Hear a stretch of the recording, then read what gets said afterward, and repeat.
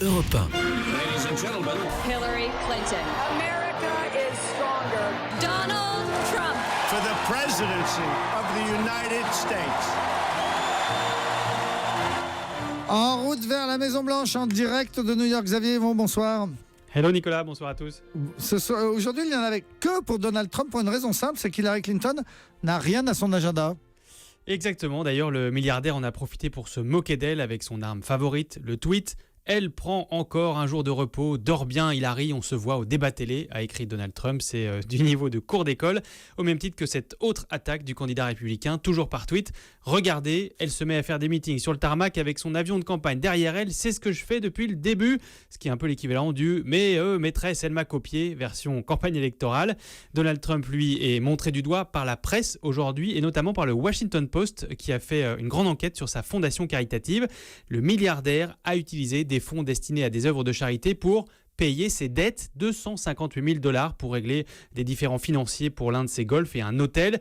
Et il se trouve, cerise sur le gâteau, que l'argent de sa fondation ne vient même pas de sa poche, non, ce sont des donateurs privés qui la financent. Coïncidence ou pas, Donald Trump s'est vanté hier de savoir utiliser l'argent des autres. C'était lors d'un meeting hier, il expliquait comment il comptait faire pour empêcher les réfugiés syriens de venir aux États-Unis. Écoutez. Les pays du Golfe qui sont pleins d'argent, on va les faire payer pour des zones sécurisées pour les réfugiés. Et nous aurons la main sur ce projet. Ça s'appelle l'ADA, l'argent des autres. Je fais ça tout le temps dans le business. Il n'y a rien de mieux que de faire les choses avec l'argent des autres. C'est vrai, ça, Xavier Yvon, c'est une bonne idée. C'est un concept très Trump, donc l'argent des autres. Et le milliardaire qui est donc partout aujourd'hui a aussi lancé un appel aux Afro-Américains. Oui, je vous l'ai déjà raconté, il tente de rameuter cet électorat qui est traditionnellement démocrate. Alors c'est à sa manière, il leur demande régulièrement ce qu'ils auraient à perdre à voter pour lui, puisque de toute manière, écoutez-le, ils vivent dans les pires endroits du pays. Honnêtement, certains endroits en Afghanistan sont plus sûrs que certains de nos centres-villes, où il n'y a pas d'éducation, pas de travail, où vous vous faites tirer dessus dans la rue. Les quartiers afro-américains sont dans le pire état qu'on ait jamais connu. Jamais, vraiment jamais les Noirs américains n'ont été aussi maltraités.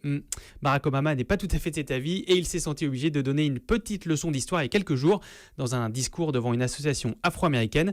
La salle a bien rigolé, écoutez. Il n'y a jamais eu un pire moment pour être noir ici ?